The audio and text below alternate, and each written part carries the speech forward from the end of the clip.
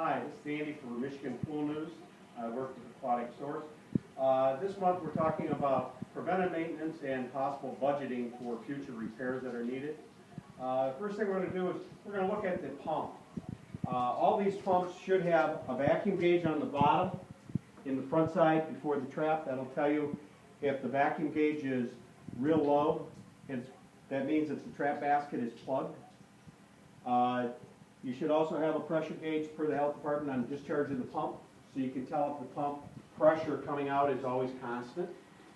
Another thing with the pumps is preventive maintenance is keep the gasket and the surface where the trap lid gasket sets. You can file that down and keep that clean, because any of the rust that builds up on it is going to let it dry air. Another one is these trap baskets. If they're too hard to push down in there, it's because the rust builds up inside the trap. This is actually a cast iron trap. The new style is all bronze, so you don't have the buildup. The basket is supposed to have a handle on it with a spare, so you can drop it in and prevent anything from passing through and getting into the filters. The next thing we've got is you've got pressure gauges that should be mounted on the filter.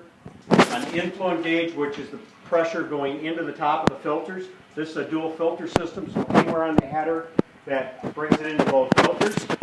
The second one is the return line, so it gives you after the filter. As the filter gets dirty, the filter gauge on the influent or before the filters goes up, and this pressure gauge here starts dropping because it's less water coming back out. Another preventative is the flow meter. This one right here is extremely orange, and a lot of times you can't even see the float that's in it.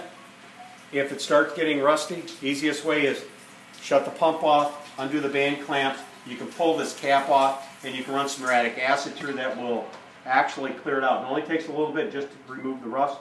Then put the cap back on it, put the band clamps back on, and retighten it, and then you can start your system. Another one is filter systems.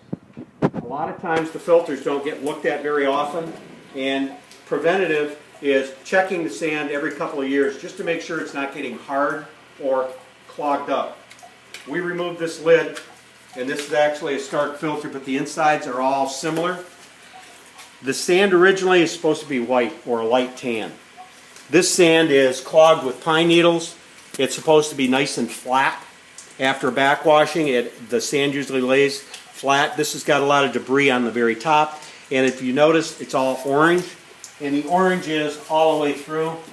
That's rust, and the rust is actually caking on the sand, and it's preventing it from working the way it's supposed to.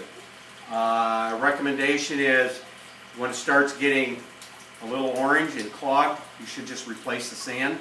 Rather than replacing the filter, you can just change the media in it. This one's due, and it's because they're on hard water out here. Another thing that can be prevented is have your heater inspected.